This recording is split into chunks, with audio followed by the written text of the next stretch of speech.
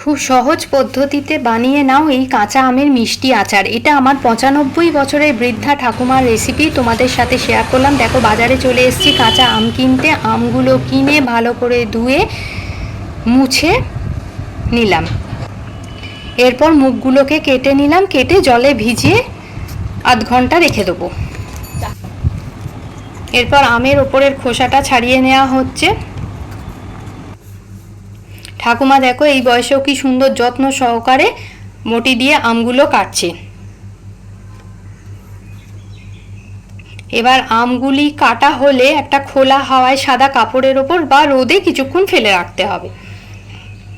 এখানে 2 কিলো আম আছে, তার জন্য আমরা 1.5 কিলো চিনি ব্যবহার করেছি।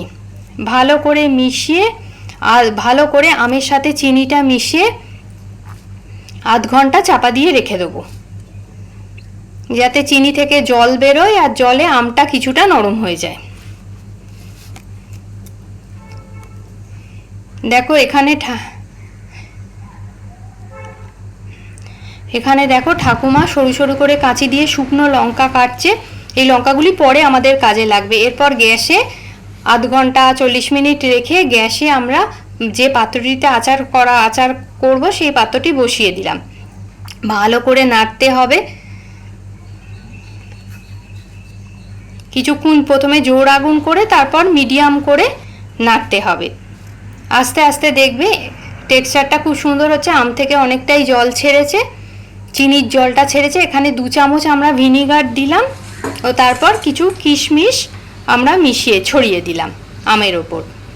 এখন ঠাকুমা কিছু আমের আচারের গল্প বলছে, তোমরা শোনো।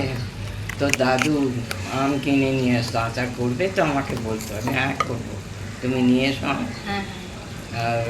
কিনে নিয়ে আসতো, তারপর আমার পালা, আমি যেরকম আচার হয় সেই রকম আচার। আর এটা এখন কত বছর পর করলে বলো? বহু বছর, আমার মনে নেই। আমি তো আমার স্মরণ শক্তিটা একটু লোপ পাচ্ছে আর কি, আমার ঠিক মনে নেই। বহু বছর নাতনি এনেছে আচার করতে, আমাকে বলছে দিদাই তুই খুন্তিটা তুলে এনে। দেখো কতটা পাক হয়ে এসছে এবং টেক্সচারটা কি সুন্দর হয়েছে। এরপর ওই কাটা কাঁচা লঙ্কাগুলো ঠাকুমা আমের ওপর ছড়িয়ে দিয়ে ভালো করে নেড়ে চেড়ে দিলেই আচার তৈরি। দেখবে অনেকটা ঝোলও হয়েছে।